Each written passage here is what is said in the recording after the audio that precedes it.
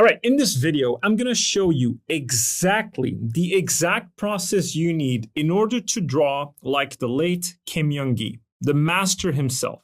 Now, when I say draw like Kim Jung-gi, I do not mean draw in his style. I mean draw anything you want from imagination without reference or even an underdrawing.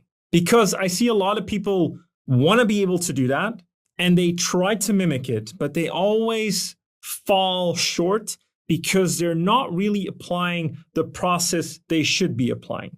And I'm going to give you the exact 5 steps. Super easy to understand, not easy to apply, but super easy to understand. I've thought about this a lot.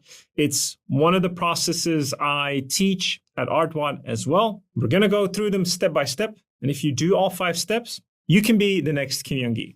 All right.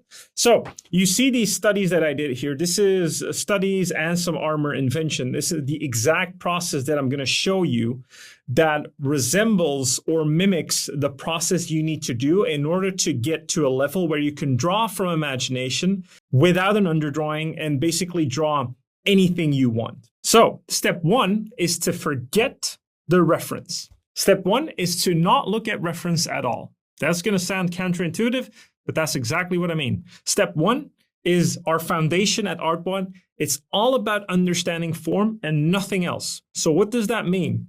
Well, let's say we are using relatable form to the reference, the helmet reference I have here. What you need to do is you need to understand form in many angles. So this is half a sphere, right? I need to understand that half a sphere in many angles. So more top down like this. I need to understand it in the other direction as well. So I need to understand this form in many angles. I need to understand that face mask, but I'm not thinking about that. I'm not looking at the reference, right? I just need to understand, in this case, semi-cylinders, or actually form wrapping around semi-cylinders like this. I need to understand that form again in many different orientations, right? And all kinds of forms you need to understand in many different angles. It's not only simple form like this, but it's also manipulated form that looks a little bit, harder to understand. So form that gets somewhat bended or twisted or deformed or squished or stretched, all of that you need to understand as well. So in this case, for the cylinder, it's being bent, right? So I need to understand how that bending would actually look in 3D. But again, I'm not yet looking at the reference. I'm trying to illustrate a point here that it's all about understanding form first, not looking at reference, just understanding simple form and how to manipulate that form. That's why at Artwod in our beginner road, this is all we teach you. This is the starting point. It's starting to understand how form works, how you first learn to draw a simple box intuitively in perspective, and then how you can take that box and start manipulating it, either rounding its corners or simply twisting it, trying to draw a box, but it has been twisted in a certain way, like this, right? Or it's bending in a certain way, like this.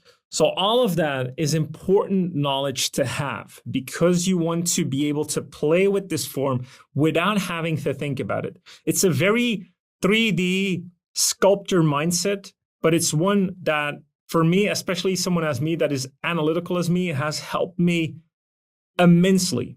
This is all I do. And this is the thing I repeat a lot as well, also because I have to teach it to our students, but it helps me so much in just understanding form intuitively and not having to rely on reference anymore. And not only just individual form, but combining form as well. As soon as you start to learn and understand how individual forms work in space, how you can bend them, twist them, basically manipulate them, then you can learn how to combine them as well. And then you first start combining simple form, and then you start combining manipulative forms. So again, form.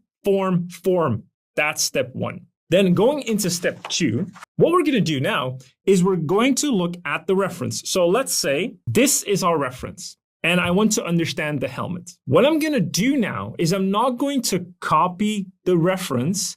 I'm going to translate this reference into the form I already understand. So to give you a breakdown of what I'm thinking before I'm actually going to draw this, is I look at this and I deconstruct it in my head, meaning I understand that I'm looking at a half a sphere in a certain perspective and angle, and I'm looking at some type of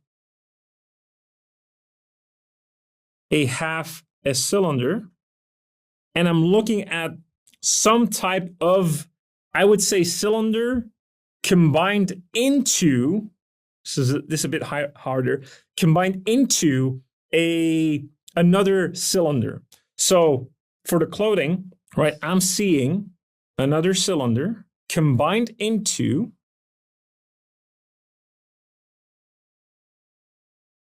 another half cylinder that has some manipulation. So this is exactly how I'm breaking down the reference. I'm looking at it, deconstructing it in my head, and then translating it back into form. So when I go to draw or study a reference, I'm not blindly copying stroke for stroke what I'm seeing on the canvas. I am understanding what I'm drawing and then redrawing that exact thing on paper. What that gives me, the benefit it gives me of looking at the reference, is I don't have to invent forms in space. That's where imagination comes in. This is where the heart sort of grinding comes in, is when you have to redraw things in a different perspective without the reference, because then you have to think about many, many more things. So first, when I look at the reference, I'm just now literally looking at it and drawing that exact thing, understanding that I am combining essentially half a spheres with a manipulated cylinder or half a cylinder with, again, manipulated forms of cylinders. Now, of course, there's not only cylinders, there's a bit of folding going on as well. Again, that's drapery. And in the beginning, you don't have to worry about that as much either. I mean, drapery is also just form. And once you understand everything is form, life becomes a lot easier. So as you can see, I just analyze this form, understand it intuitively, and then I can look at it and redraw it. That's exactly what I'm doing. Next time you go to study things, try to study them from a place of understanding. Try to translate what you're seeing on the reference into 3D in your mind with the forms you understand, and the forms you understand, not the forms you think you should be drawing, the forms you actually already understand. So when you're looking at a very complex piece of reference, like this might be for a lot of you, if you translate it to these simple forms if you need to. If you cannot yet manipulate forms intuitively, then you don't try to exactly copy the reference. What you do is you try to simplify it. And when you get better at manipulating form, then you can get very close to the reference itself. And that is when you actually really start to understand things from imagination, guys. Because in step 3, what we're doing now is we're taking all of the knowledge we just studied and our understanding of form, and we're going to now just draw the reference in different angles from imagination. This is an exercise we give our students a lot in the roadmaps, is you have to draw something, then redraw it in a different angle from imagination. And this is true imaginative work, guys. This is actually where you're starting to train those imaginary skills. This is also why a lot of you think you have aphasia or aphantasia, but it's because you do not do enough of step 1, 2, and then 3. Okay, so you start to take these forms and you start to just draw them randomly in different angles, because you now start to understand the forms a lot better. So that means that you don't necessarily have to rely anymore, or not too much at least in the beginning. You don't have to rely on the reference anymore because you're starting to understand the forms themselves and how they sit in space. So you're starting to understand these forms easier in 3D. And so your intuitiveness on 3D space and forms is becoming much better.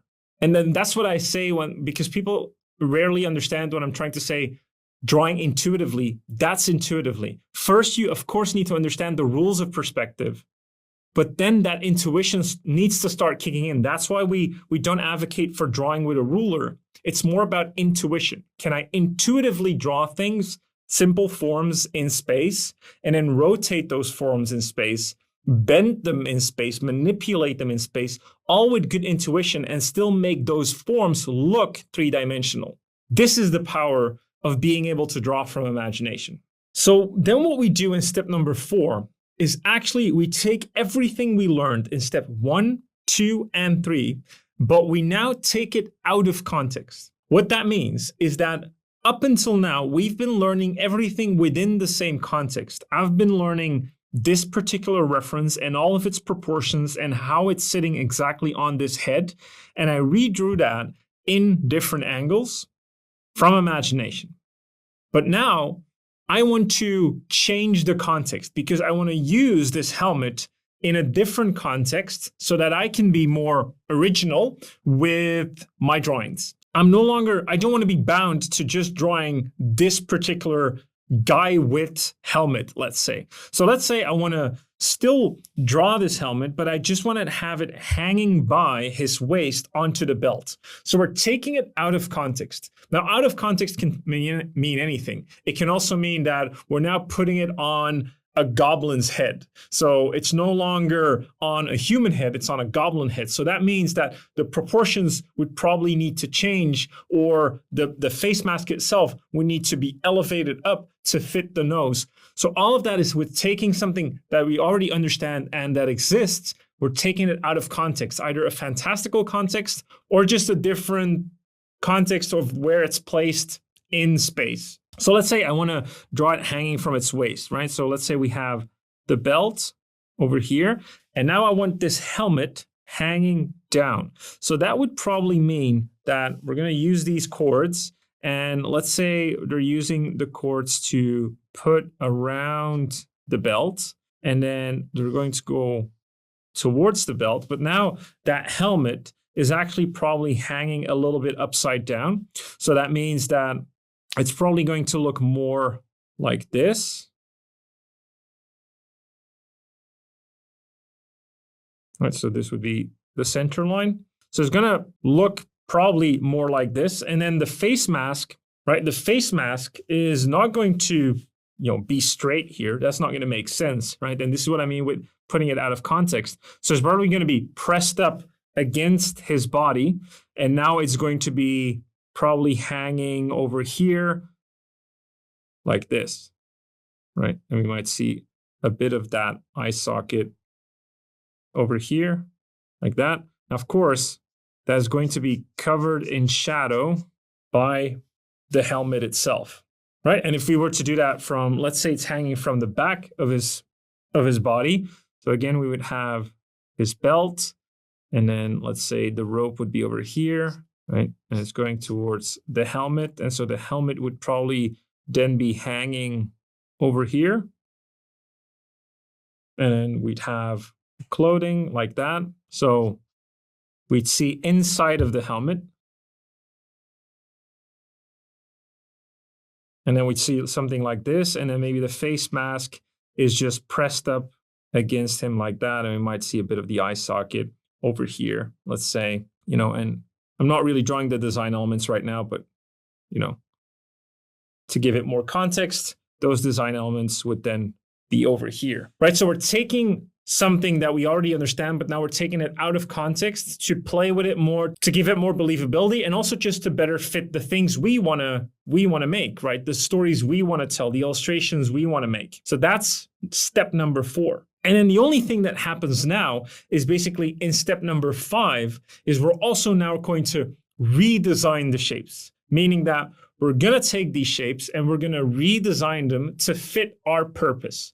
meaning that we're going to make them look cooler, more fantastical, or just better fit a certain, let's say, fantastical race. When I was talking about goblins, or let's say dwarves, we now make a dwarf version of this helmet, but we use the shape language of dwarves, for instance, right? Or we want to make something similar to this, but we now want to make it, let's say, like an owl design. So then what we could do, for instance, is we could take this helmet design that we understand, and we could have more fun with it and turn it into like an owl design. So what would that look like? We'd have